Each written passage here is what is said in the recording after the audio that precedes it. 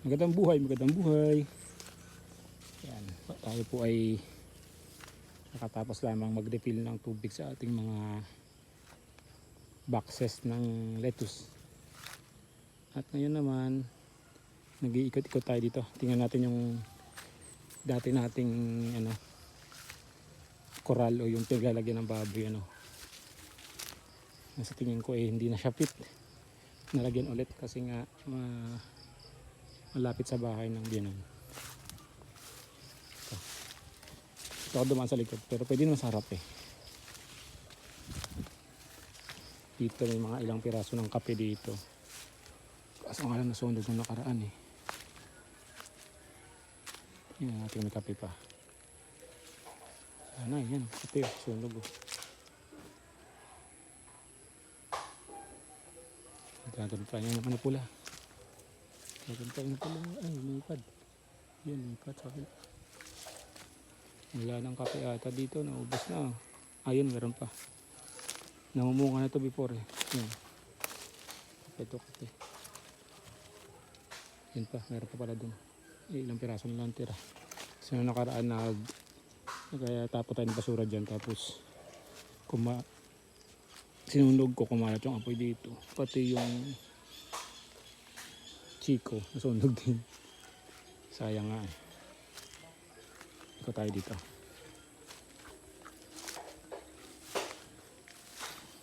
Before, mga 2 years ago, manok na nilagay ko dito yung mga heritage.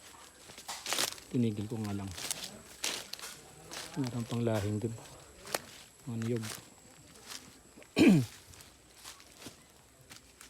Yung bakod dito nasira na.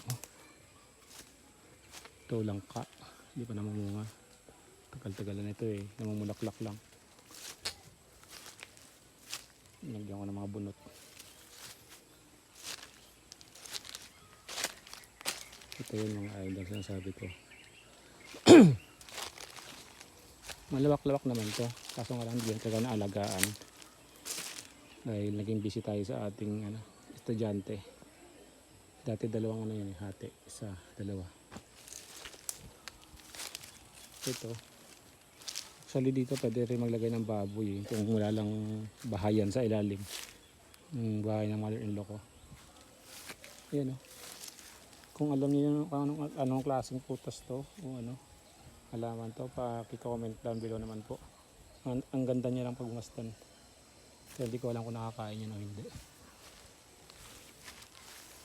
Mas meron tayong santol dito. Nagtaka ako kasi sa palengke kahapon maraming santol. Hindi pa naman tag-santol. Santol yun oh. Then dito, mahogany ito eh. Mahogany. Ito yung santol. Yan, mahogany yan. Malawak-lawak ko rin ito actually. Malawak siya para sa baboy. Ang ko lang talaga yung hangin, yung concern ko lang na pag hindi naman maiwasan na minsan may amoy. Ang ganung sitwasyon. So, tapos prepare ko dun sa kabila. Sa kabila dun. Lalo na pag tag-init. O kahit tag-ulan. Hindi maiwasan talaga may konting amoy yan. Pag ilang oras lang na hindi nalinis kaagad. Sipin natin. Nung kahapon, nakapagbenta tayo ng almost 50 na niyog doon sa gumagawa ng ng langis, yung ginagamit sa panghilot. Yung kuha niya is 10 pesos per ganyan per niyog. So nakalimang po, actually 52 yun eh, pero sabi lang daw yung dalawa free na lang, binigay ko na. So 500 pesos lang din yung dalawa na naghakot. Binigay sa kanila yung tig 200 pare 400 sa akin. Medyo na yan ako sa mga bata nakawa ako, binigay ko na yung tig 200 sa akin na yung butal na 100. Anyway, ito yung ating ibang Madre de Agua. Marami rin ito dito eh, kailangan lang ayusin. Ito na yung ito before yan, nakalinya yan. Ito naman hindi ko na alagaan pero bala kong ito sukulit eh. Yan, tingnan nyo. Ugat yan. Lagyan natin ng lupa. Ito meron din yan before pero nawala na. Yan, kailangan itusok sa iba ko na lang sa lupa yun. Nakalinya yan, actually yun, meron pa dun. Nakalinya hanggang baba yan. Hanggang taas dito. Mula baba hanggang taas. Yan, kanya nakalinya. Malaking bagay ito kung may alaga tayong mga hayop. Ngayong tag-ulan, mas tatangkad to at mas makagaan yung dahon. So, parangin natin bago tayo mag-alaga ng baboy. Ano. Tsaka, kahit mga native chicken. Ganda rin ito eh. Yan.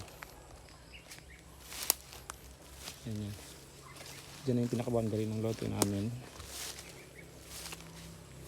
Yan yung muhon dyan. Yan, muhon yan.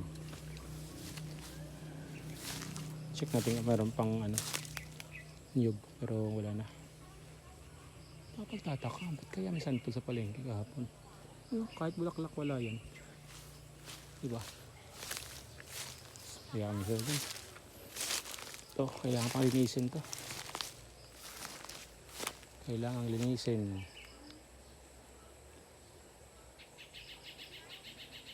Dito, nung nakaraang mga taon, ang saya dito. Ang daming mga manok. Ang Rhode Island dito, yun pa lang, hinyog pa. Hinyog pa, oh. Punin natin yan. Mamaya, gagata tayo ng pagi. Pagi. Yan. Mga ilang linggo lang, may papatak na naman dyan mula sa punong yan. Yung pasarapan, saka dito sa likod. At ito pa, dalawa. Isa, dalawa, tatlo, apat, limang puno ng niyog. Pinagkukunan ko ng pera yan mga idol. Pag kailangan mo lang masipag ka dito. Ganito, kakahaw yun dapat yun eh. Hindi kinaya ng powers ko, pero ngayon kahit pa paano may pa nakakatulong sa pagtatanim. Ilang ka, recover pa lang. Ito, mangga.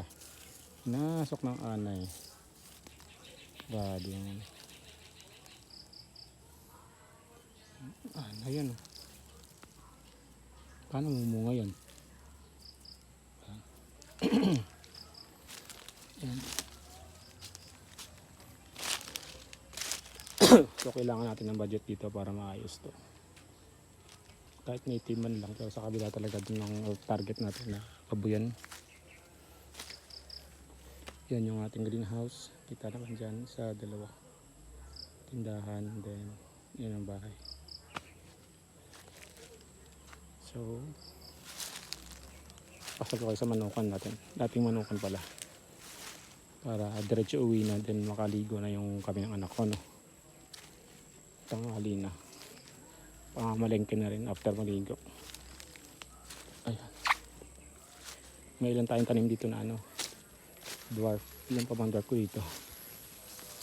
Saan yun? Yun. Isa. Ito. Dalawa. Tatlo dyan. Tatlo. Meron din isa doon. Apat. Then isa pa doon sa likod ng dyan ang pinakamalaki. Nari 5. Ito yung natin manukan. Silip po sa inyo. Silip lang. Dadalan tayo. Haba rin yan.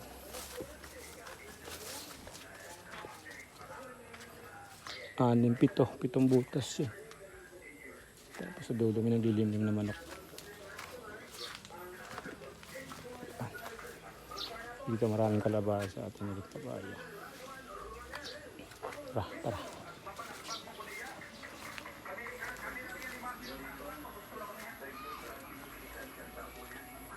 Sige.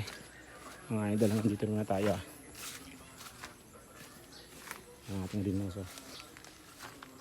May hapon, pag may oras pa, mag-update tayo ulit. Anyway, ito yung ating manok.